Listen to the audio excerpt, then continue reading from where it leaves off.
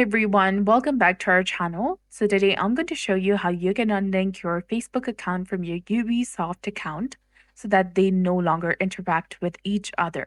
It's a very simple process, so now let's get started. First, you need to go ahead and launch your preferred web browser. From here, go to ubisoft.com, log into your account, then tap on your user icon in the top right corner of your screen. From this page, you need to go ahead and tap on Account Management. This will open a new tab.